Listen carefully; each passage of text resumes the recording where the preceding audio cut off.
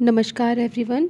आपको करवा चौथ की बहुत बहुत शुभकामनाएं। आज इस वीडियो में मैं आपको करवा चौथ की पूजा विधि और करवा चौथ की जो 4 प्रसिद्ध कथाएं हैं जो कि इस करवा चौथ में सुनी जाती हैं वो आज मैं आपको सुनाने वाली हूं। तो सबसे पहली कथा है साहूकार की पुत्री की कथा। तो चलिए शुरू करते हैं। अत्यंत प्राचीन समय की बात है। किसी शहर में एक साहूकार रहता था। उसके 7 पुत्र और 1 पुत्री थे। सातों भाई व बहन एक साथ बैठकर भोजन करते थे। एक दिन कार्तिक की चौथ का व्रत आया तो भाई ने, बहन आओ भोजन करें। बहन बोली, भाई आज करवा चौथ का व्रत है, चंद्रमा उदय होने पर ही खाऊंगी। तभी भाइयों ने सोचा, चंद्रमा उदय तो होने में बहुत देर है, बहन तब तक भूखी रहेगी। तो एक भाई ने दीपक जलाया, दूसरे भाई ने चलनी लेकर उसे ढाका और नकली चंद्रमा दिखाकर बहन से कहने लगे, चलो बहन चंद्रमा उदय हो गया है, अर्घ दे लो। बहन ने अपनी भाभीयों से कहा, भाभी चलो अर्घ दे देते हैं। भाभी बोली, तुम्हारा ही चंद्रमा आया होगा, चंद्रमा तो रात्रि में उदय होता है। बहन ने जब अकेले ही अर्घ दे दिया और खाने लगी तो प्रथम ही ग्रास में बाल आ गया, द्वितीय ग्रास में कंकड़ और तृतीय ग्रास मुंह में आते ही ससुराल से संदेश आ गया कि उसके पति बहुत बीमार है, शीघ्र भेजो। माँ ने जब पुत्री को विदा किया तो कहा, रास्ते में जो भी मिले उसके पैर छूना और कोई भी सुहाग का आशीर्वाद दे तो पल्लू में गांठ लगा लेना और उसे कुछ पैसे दे देना। वहाँ बहन को भाइयों ने विदा किया। रास्ते में जो भी उसे मिला यही आशीर्वाद दिया, तुम 7 भाई की बहन, तुम्हारे भाई सुखी रहें और तुम उनकी सुख देखो। सुहाग का आशीर्वाद किसी ने नहीं दिया। जब वह अपने ससुराल पहुंची तो द्वार पर ही उसकी छोटी ननद खड़ी थी। उसने उसके पैर छुए।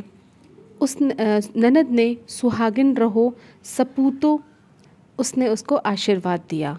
पल्लू में गांठ बांध ली। ननद को एक सोने का सिक्का दिया। जब साहूकार की पुत्री भीतर गई तो उसकी सास ने कहा, तेरा पति ज़मीन पर पड़ा है। यह सुनकर वह अपने पति के पास जाकर उसकी सेवा करने बैठ गई।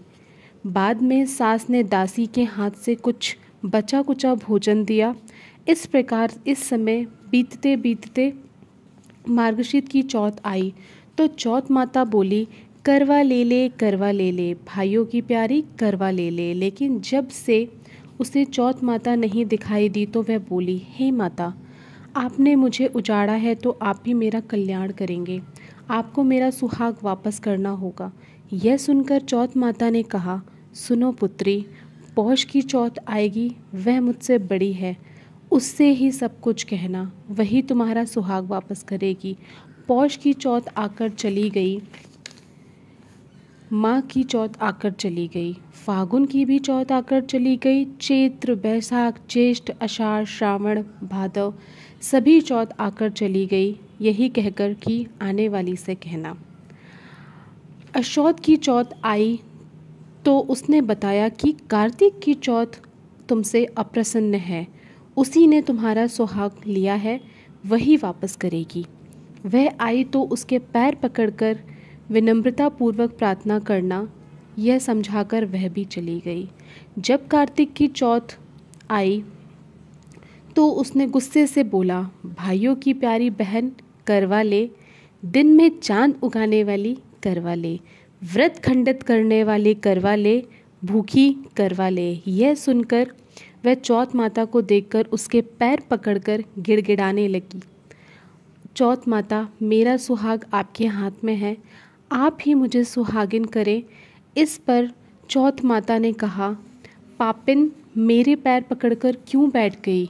यह सुनकर साहूकार की बेटी ने कहा, मुझसे जो भी भूल हुई हो मुझे माफ़ कर दे माँ, आज के बाद कोई भूल ना करूँगी, मेरा सुहाग मुझे वापस कर दे माता, मुझे तो आपका ही सहारा है। साहूकार की पुत्री के वचनों से प्रसन्न होकर चौथ माता ने अपने नेत्र से का काजल, नाखूनों से मेहंदी और टीके से रोली लेकर छीटी उंगलियों से उसके पति को छींटे मारे तो वह उठकर बैठ गया और कहने लगा, आज तो मैं बहुत सोया, किसी ने जगाया भी नहीं।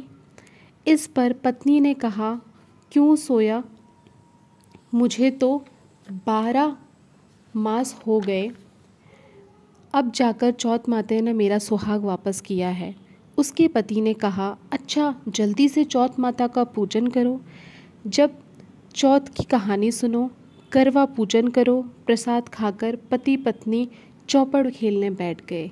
नीचे दासी आई, उसने दोनों के पास चौपड़ क्रोड़ी करते हुए देखा तो अपनी सास से जाकर कहा।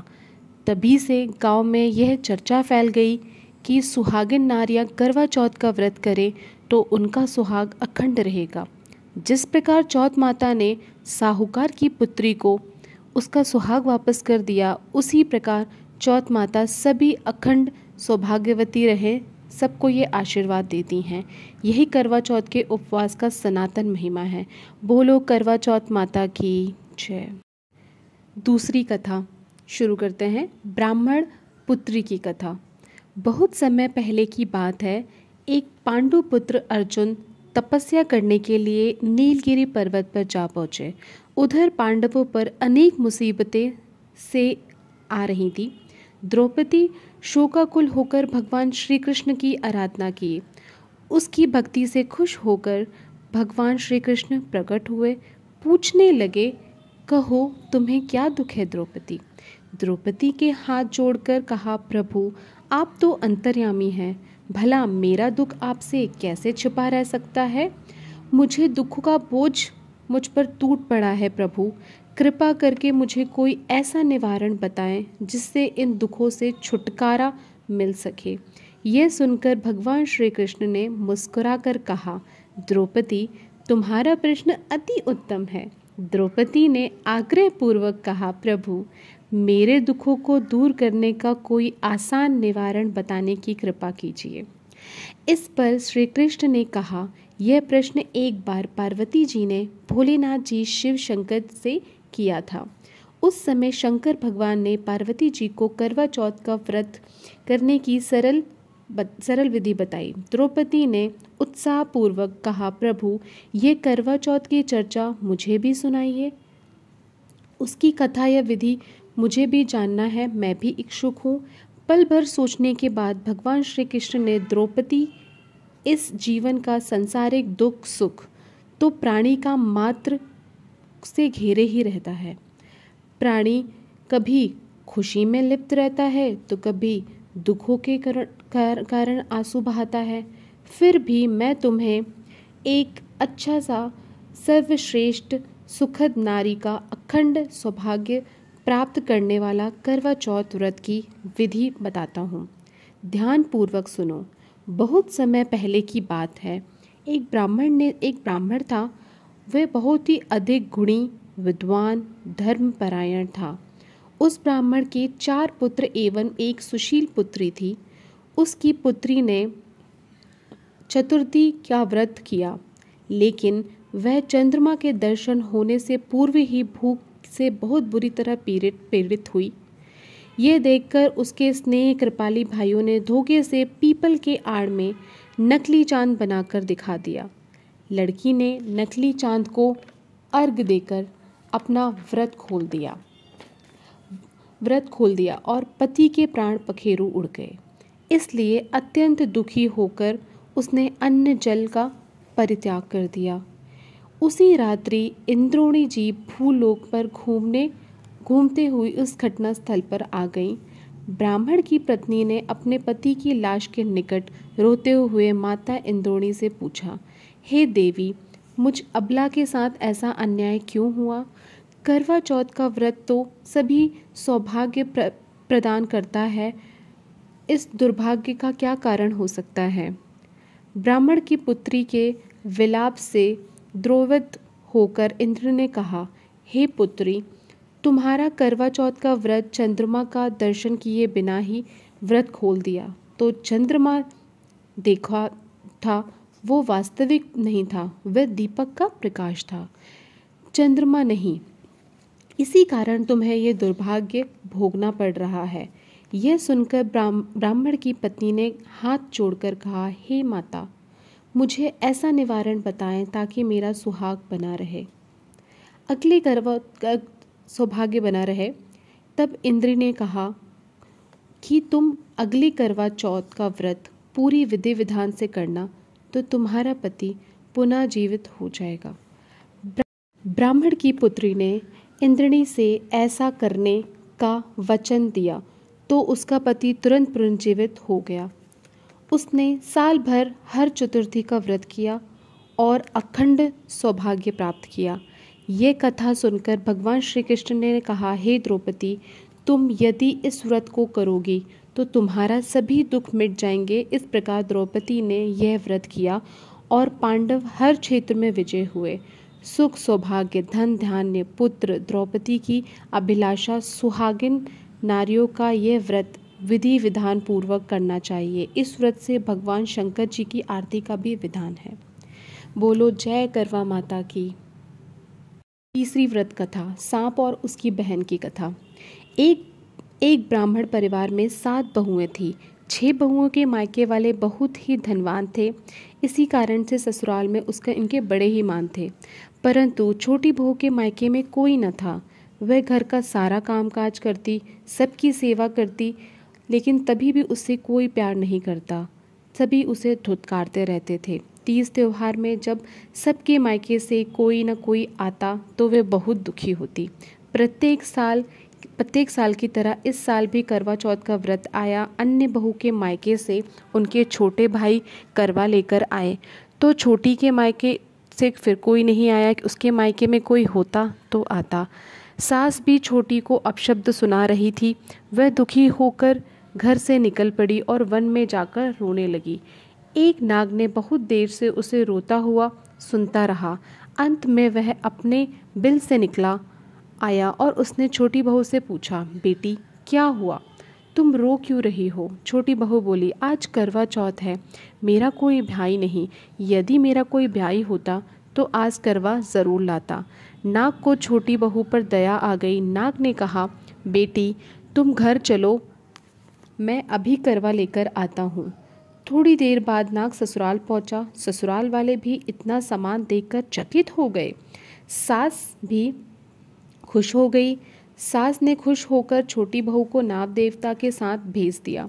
नाग देवता ने छोटी बहू को अपना सारा महल दिखाया और कहा, जितने दिन चाहो आराम से रहो, मन चाहा खाओ, मन चाहा रहो, पर एक बात याद रखना, सामने रखी नाद कभी मत खोलना। छोटी बहू सारा समय महल में आराम से रहती, आराम से काटती, लेकिन उसकी उत्सुकता बढ़ती जा रही थी नाद को देखकर। एक दिन जब घर में कोई नहीं था तो उसने नाद को उठाकर देखा तो उसमें हजारों छोटे छोटे से सांप के बच्चे इधर उधर रेंग रहे थे। उसने जल्दी ही नाग को ढक दिया। एक सांप की पूंछ नाद के नीचे आकर कट गई। शाम को जब नाग आया, छोटी बहू ने अपनी गलती स्वीकार कर ली। नाग ने उसे माफ कर दिया। जब छोटी ने ससुराल जाने की इच्छा की तो धन रत्न आदि देकर विदा किया। छोटी के ससुराल में अब उसकी बड़ी इज्जत होने लगी। जिस सांप की पूंछ कटी थी उसने अपनी माँ से पूछा, माँ मेरी पूंछ कैसे कटी? माँ ने कहा, छोटी बहू ने नाद उठाया और जल्दी से उसे रखा तो तुम्हारी पूंछ उसमें फंसकर कट गई। तो वह बोला, मैं छोटी से बदला लूँगा। माँ के बहुत समझाने पर भी वह दिन में छुपकर छोटी बहू के घर जाकर छुप गया और अवसर पाकर उसे काटने का सोचा। वहाँ छोटी बहू और उसकी सास की किसी बात पर बहस हो रही थी तो छोटी कसम खा रही थी कि मैंने ऐसा नहीं किया है। वह कह रही थी कि मुझे भैया से प्यारा कोई नहीं है, उन्हीं की शपथ खाकर कहती हूँ कि मैंने ऐसा नहीं किया है।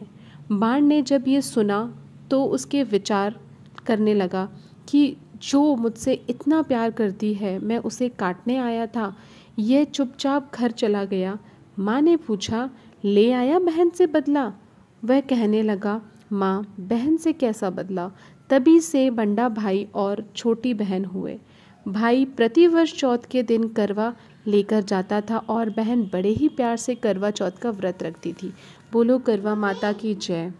करवा चौथ की चौथी कथा। करवा नामक नारी और यमराज की कथा। बहुत समय पहले की बात है। करवा नाम की एक स्त्री रहती थी। एक बार की बात है, उसका पति नदी में स्नान करने गया। वहाँ एक मगर ने उसके पति की टांग स्नान करते समय पकड़ ली। वह आदमी असह्य होकर अपनी पत्नी करवा का नाम लेकर जोर जोर से चिल्लाने लगा। अपने पति की करुण पीड़ित आवाज़ सुनकर करवा दौड़ी दौड़ी घटनास्थल पर आई और उसने मगर को कच्चे धागे में बांध दिया। वह मगर को बांधकर तुरंत यमराज के यहाँ पहुंची और यमराज से कहने लगी, प्रभु, मगर ने मेरे पति का पैर पकड़ लिया है। उस मगर को पैर पकड़ने के अपराध में आप बल के नरक में ले जाने की कृपा करें। यमराज ने कहा, सती स्त्री को बताया कि सुनो, हे देवी, मगर का जीवन अभी शेष है, इसलिए मैं उसे मगर को मारने में असमर्थ हूँ। यमराज द्वारा विषित प्रकट करने के करवा ने कहा, यमराज, यदि आप ऐसा नहीं करेंगे तो मैं आपको अभिशाप देकर नष्ट कर दूंगी। यमराज ने करवा के पति भक्ति से बहुत प्रसन्न हुए। वह करवा को क्रोधपूर्वक मुख मुद्रा से डरकर तुरंत उसके साथ चले गए। उन्होंने मगरों को यमरूपी भेज दिया और पतिव्रता के पति की चरु होने के पुनर्जीवन का आशीर्वाद प्रदान किया। उसी दिन से करवा चौथ का व्रत सुहागिन द्वारा रखा जाता है। इस व्रत को करने वाली महिलाओं को यह कहकर पूजन करना चाहिए कि हे करवा माता, ऐसे आपने अपने पति की रक्षा की थी, वैसे ही हम सभी के पति की रक्षा करें। बोलो जय करवा माता की। तो ये रही करवा चौथ की 4 कथाएं। इसके बाद, इन कथा के बाद हमारा ये व्रत संपूर्ण हो जाएगा। हमें ये कथा सुनना बहुत ही आवश्यक है।